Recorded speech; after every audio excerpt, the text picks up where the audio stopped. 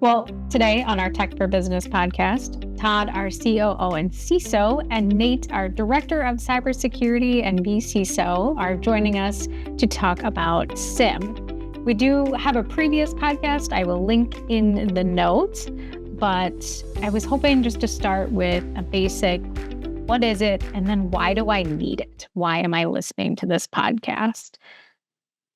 So maybe Nate can kind of jump in and share a little bit of what it is and why I need it. So a SIEM solution is a tool that is taking and centralizing logs throughout the environment. That's probably the most simple way of phrasing that is you're taking logs from your switches, your firewalls, the network traffic, the remote agents in your environment. So laptops, desktops, you name it, whatever logs you're going to do. You can take that a little bit further to your cloud services. So can you pull in things like your Office 365 logs, G Suite logs? I think Google Workspace now, as of the last couple of years, Google Workspace logs, AWS logs, whatever you're trying to take, but putting them into some type of containerized, centralized location. So that way, if there ever is some type of security incident, you can go into one spot to correlate all the logs, to build a bigger picture of what's actually going on, rather than having to jump into each independent system.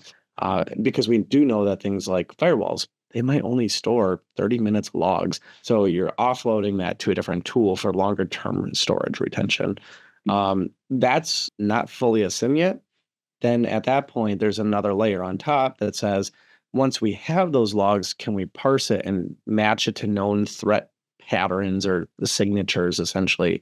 So if we see things like network scanning against the firewall or internally across the network, if people are installing malicious software, do we see alerts being generated from that tool to be able to correlate that? There's a component on top of this of saying, should you actually be responding to those alerts? That's going to be a whole nother topic later on.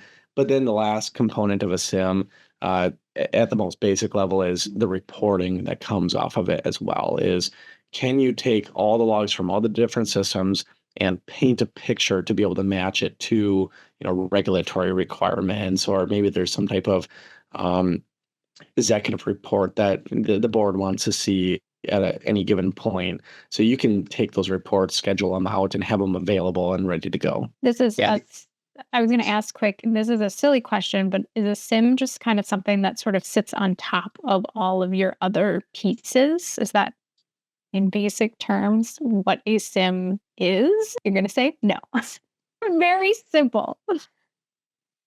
No. So security is a multi-layered approach, right? Is you have your core infrastructure that just runs the business. You put on your security tools to be able to protect the business. And security obviously has multiple layers.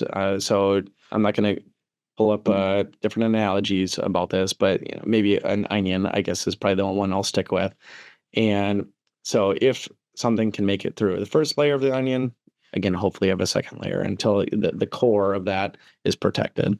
But a SIEM is just collecting logs from systems. It's not necessarily providing any type of protection. It's the reporting and the detection of security threats.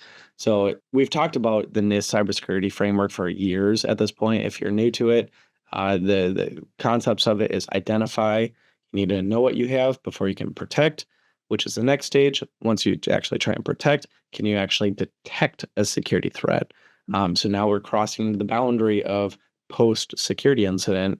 That's where a SIEM sits. It's not doing the identification. It's not doing the protection. It's detecting and reporting. Thank you for that clarification. Yep. Sorry, Todd, I cut you off a little bit on what it is and why we need it. Yeah, no, it was great. And Nate was very, very thorough. The only other piece I was going to add on to it is, in the event something does happen, it's also a tool set that's used for forensic responsibility. So inevitably what happens, assuming that an organization has a SIM, is the insurance company kind of wants to know what happened, how it happened, et cetera. And they say, can you pull all that information together? And this tool set allows it. So as Nate mentioned, is firewalls get a lot of data and it's hard for them to retain it, that they're really not designed for a logging system. And so when you've got the ability to put that into a centralized location, you have the ability to pull from it and do the reporting as appropriate. But other than that, extremely thorough job. So Todd, maybe you can kind of guide us into, because we were speaking a little bit about the finance industry specifically, and the SIM came up in conjunction with compliance. And I know that there's a lot out there about needing it and using it. And can you give us a little bit of what it is in compliance terms? Sure. Traditionally, compliance has been really designed to kind of say, does your security program do exactly what you say or think it should do? And so a lot of times an IT department or even security teams will rely very heavily on technical solutions or security controls to protect an organization. But when it comes to the compliance aspect of it, they've got a lot of checkboxes that say, do you do X, Y, and Z? And that's a variety of different things. And Nate kind of covered a lot of this already, is do you have the ability to detect what's going on? And so when you look at the traditional way compliance is designed, which is heavily how you see it in the finance industry, there are some specific things that they ask you, and they in the banking industry in particular, they've got something that's referred to as the FFIEC, and I couldn't tell you what the acronym means, but we can go find it if you need it. And the FFIEC has been really designed historically to be that questionnaire, if you will, and it's nearly 500 questions of the things that you should be doing to protect your organization. And a SIM solution is designed in that traditional sense to check those boxes. I don't want to oversimplify it, but that's really what it's doing, is it's giving you the yes, we do that to a lot of those questions that are in there. And those do get heavily into the stuff that Nate was talking about. Can I look for things such as an external threat? Can I see internal things that shouldn't be happening, data loss prevention, all those types of things? Can I consolidate all my logging? Can I normalize it? Can I add additional information from an external threat feed? Those types of things are all designed to give you the yes to the things that you should be doing. The world's changing a little bit, especially in the banking. They're starting to move away from that traditional FFIEC, but you're still seeing the request, especially from examiners, to say, do you have these checkboxes in place? And so naturally, the SIM is typically the answer to the vast majority of them. Again, oversimplifying it, I would say nearly a third of that questionnaire is answered. It's a rough number. It's not quite right, but it's a huge chunk of the questions are answered by, do you have a SIM? Does it do these things? And the answer is usually yes, if you've got one. So when you're approaching this compliance and I need this SIM to meet potentially a third of these questions, what are you really looking for in that solution? I mean, what's going to be right for specifically banks or finance, credit unions, things like that? Other than the checkboxes on the forms that's being required. Yeah. So some of the questions, I mean, Todd had mentioned the questions that are roughly asked, right, is, do you centralize your logging? Do you have alerts of known threat behavior, right? Checkbox. Do you correlate against third-party threat feeds? Check. They all start incorporating that type of stuff. Are you able to report this stuff to management? Check. Are you looking for new accounts or new privileged accounts being added or removed from the environment? Check. So that's why it's taking a lot of that type of data. Now, when we're talking about, is it a fit for a bank? There's a lot of different SIM solutions out there. I don't remember if we did a whole episode on comparing SIMs. I believe we've done an article or a blog post in the past, but there's a couple different components to it. Is pricing, is how is it priced? This is all over the board when it comes to SIM solutions. The traditional model is data consumption. So the more data you send to it, the higher your bill becomes. The challenge with that is, well, the regulators are telling me to send everything to it, so this is going to be really, really expensive, right? And so and also, if you ever had a major security incident, you might be flooded with logs, so your bill is going to have some type of spike, which, again, it's not predictable to the bank. And so in those cases, we tend to also see there's something called event per second, is as the logs are filling in and it's doing its alert correlation, it can calculate how many events per second are happening. Some vendors will price based off of that rather than raw volume. And then what we've actually started seeing over the last 5 years or so is more of a per user model. Sorry, there's one in between that was per IP or per asset on your environment as well. That one's also a little bit of a challenge because numbers come and go all the time. So then the newer model, to go back, was the newer one that we typically see is it's predictable pricing, because we know how many accounts are going to be in the environment. Because when we hire a new employee, there's obviously cost associated with that. Now you can take whatever your SIM cost per user is, just tack that onto your budget as well. So as you're doing your forecasting, we expect to grow 10%. We're going to add 10% more employees. Our SIM cost is going to go up 10% as well.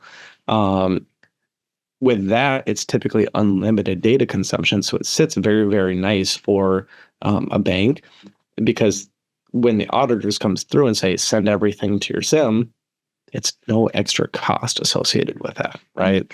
Other than the user licensing or the account licensing. And I put a caveat there because service accounts still do count typically. So, but the other considerations that organizations are looking for is on-prem versus the cloud.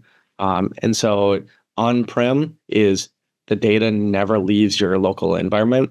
What this means is lots of storage space, because if we're saying we're going to flood this with network traffic and it could be very, very expensive if you're doing a consumption base, well, now you have to have the infrastructure to support it. So are you going to go implement a SAN with 30 terabytes of data because regulators are going to be asking for a year of retention on it?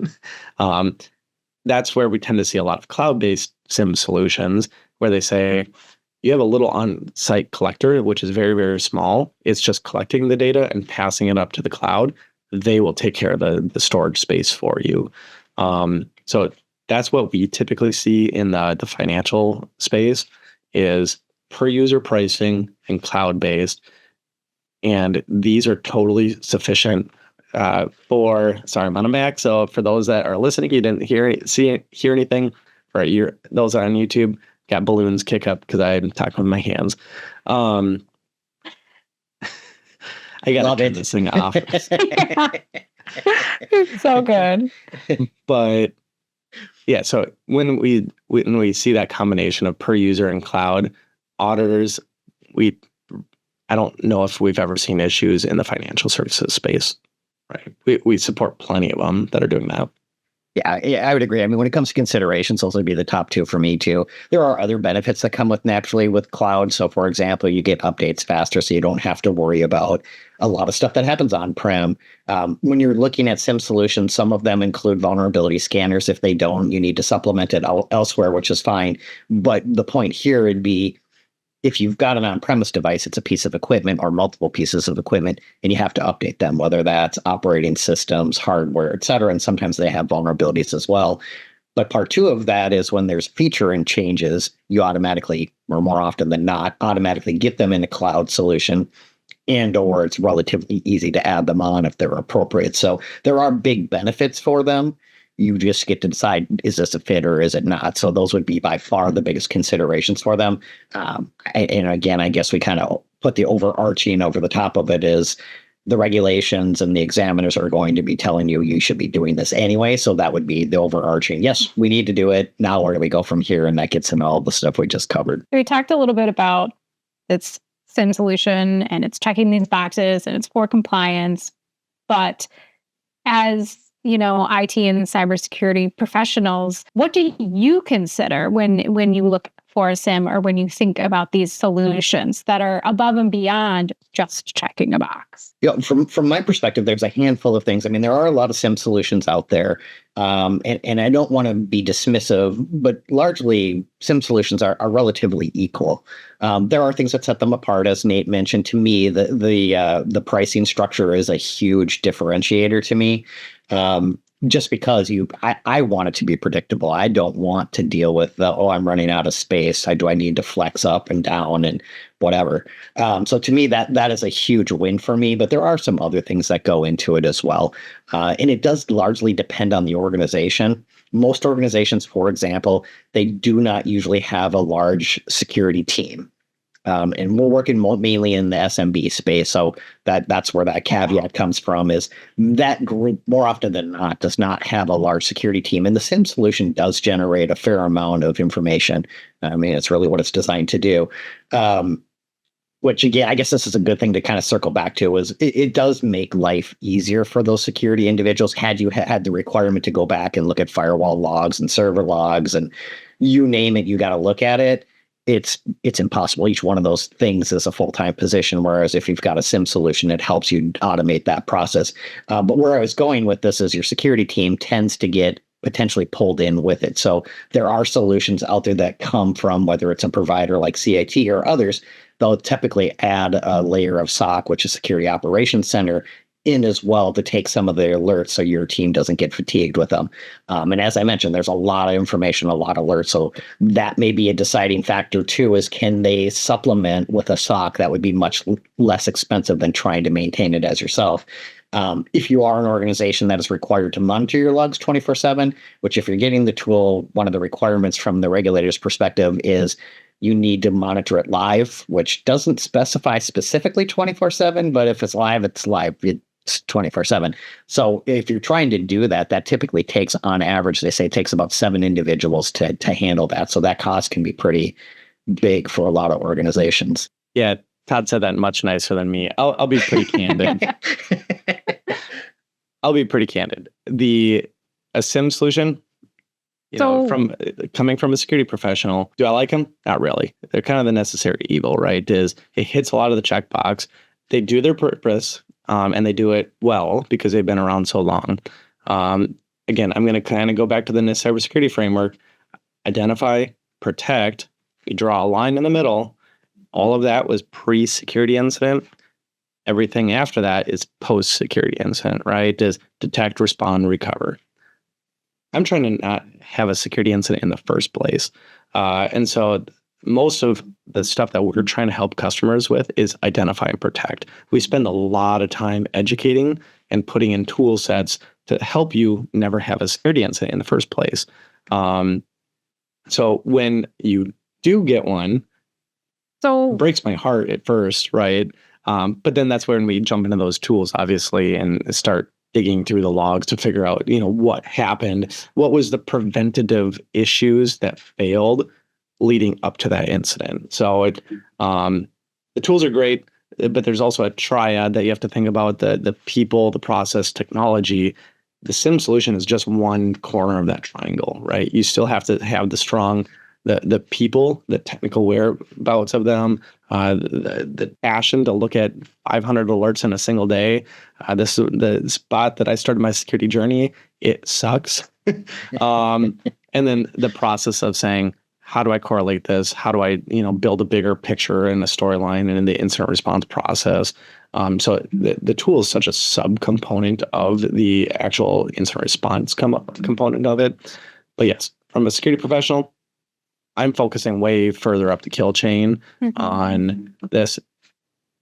So you still have to have it, and we still have them, right? We run a couple different SIEM solutions here at CIT as well. So, but yeah, I agree. I mean, where I would put all of the time, energy, et cetera, or most of the time, energy is on that pre-event phase. So I'm trying to stop it from ever happening. And that is more important to me than. Well, I mean, it's important to recover, but I'm trying to stop it to happen. That's the whole point of cybersecurity. And then, unfortunately, you still need to have all the detection tools there as well, which, again, gets back to the SIEM. So love it, hate it, may call it a checkbox, but the reality is you still need the tool, unfortunately.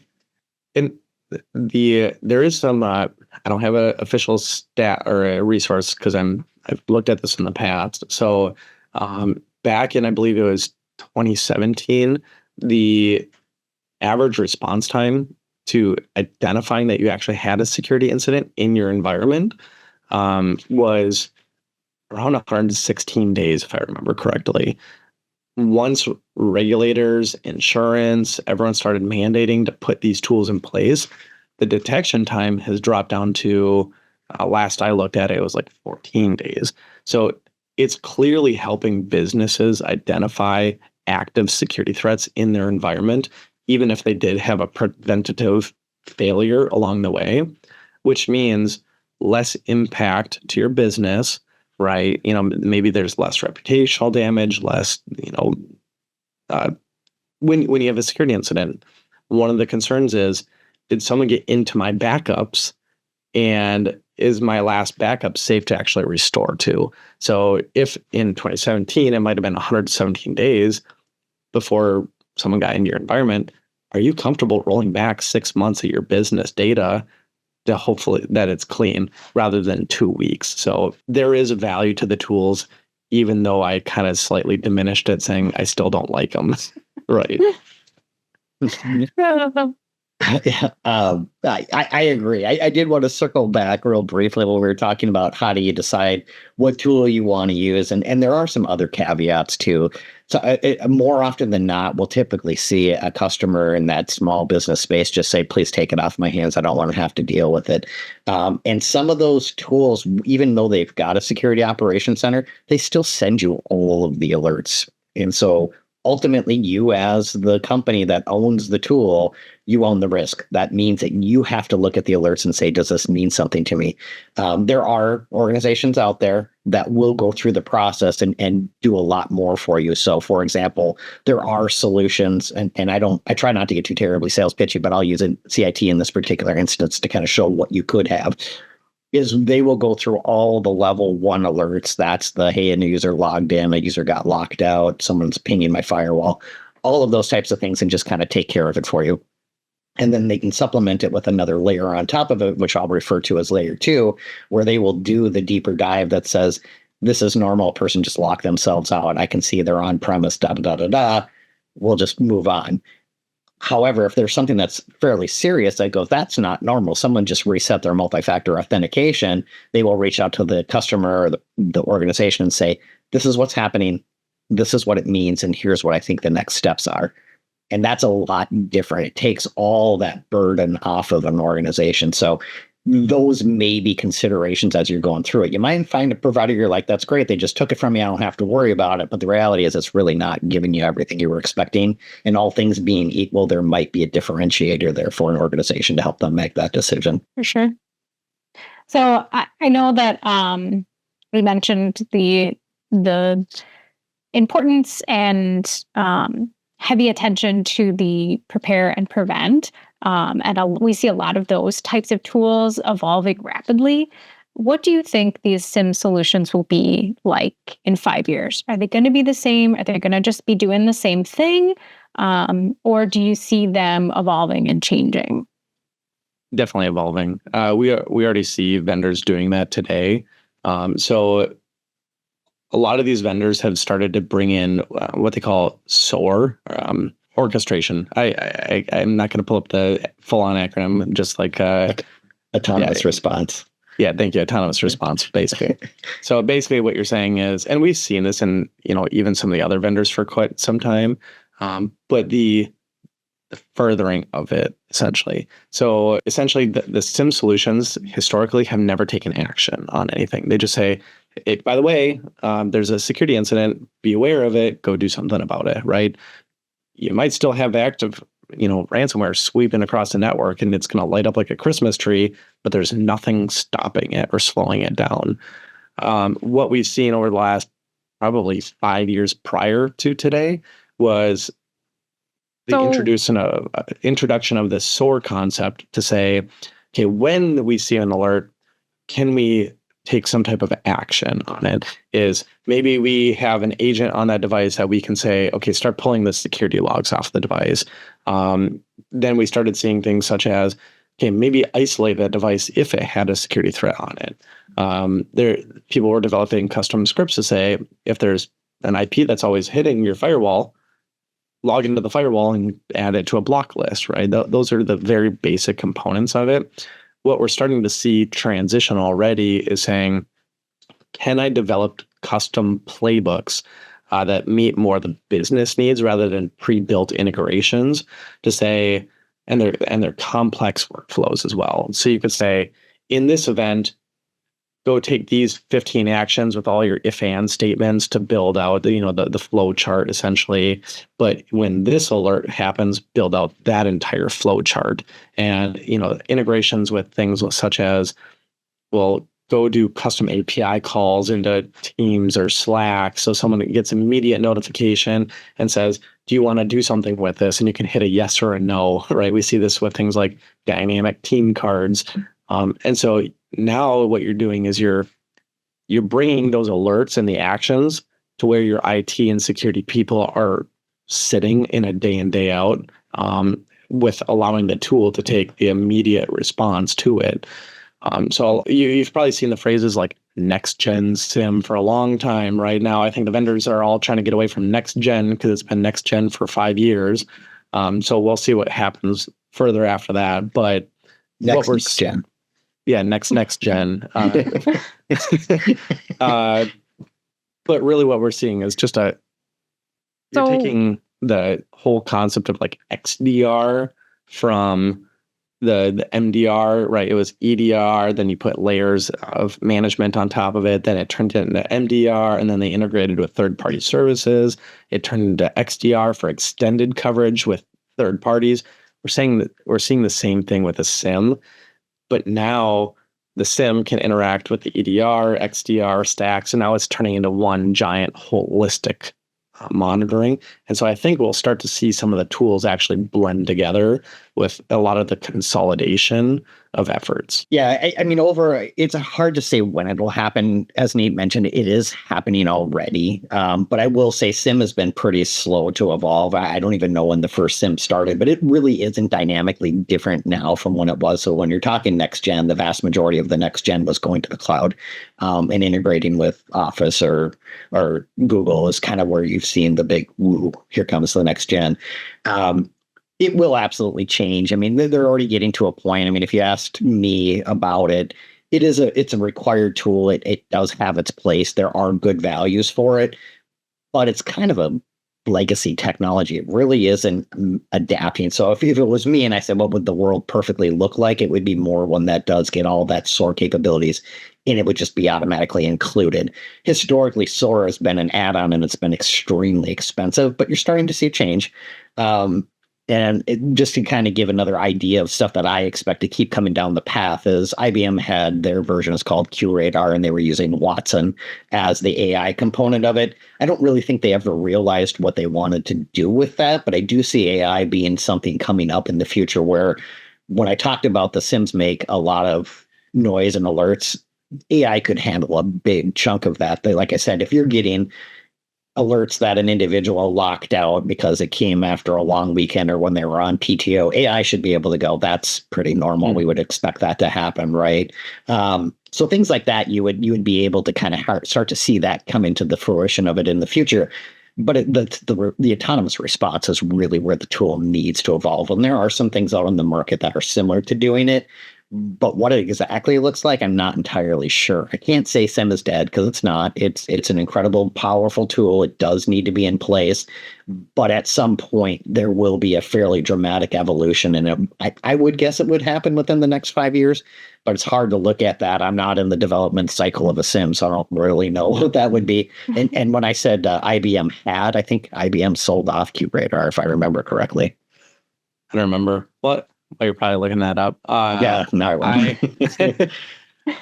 But I do fully agree that AI is going to become more of a component to it. We've already seen this, more machine learning, I'd say, which, okay, AI is the user experience.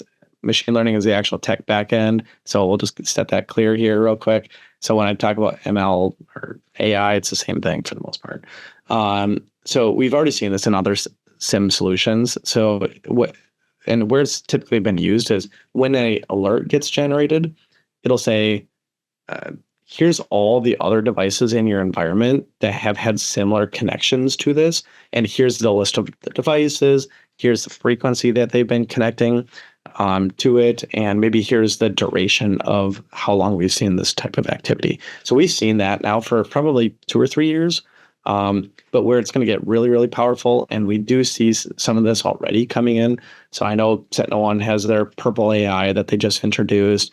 But what you can do within some of those tools today, which I think will get further and further deeper integrated into the other SIEM solutions as AI becomes more affordable, is being able to say, show me any instance of ATP-29, which is Russia's threat acting group, and go do threat hunting throughout all the logs that I've seen in my environment. And it'll be able to parse through that data, give you a result within seconds that says, I see these 5 devices with these indicators of compromise. Again, all that third-party threat feed data. And you can get very, very quick threat hunting capabilities done in seconds.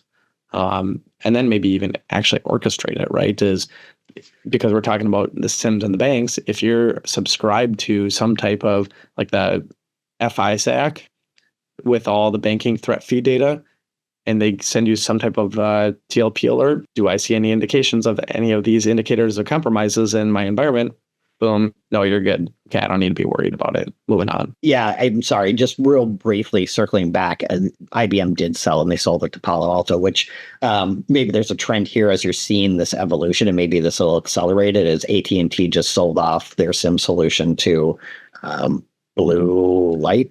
Yeah, Willjam Ventures and AT&T did a joint venture, and it's now Level Blue. Oh, so you are starting to see the change, and Palo Alto is trying to use their AI to kind of elevate it to the next level. So maybe that is a lot closer than we thought it was. TLP,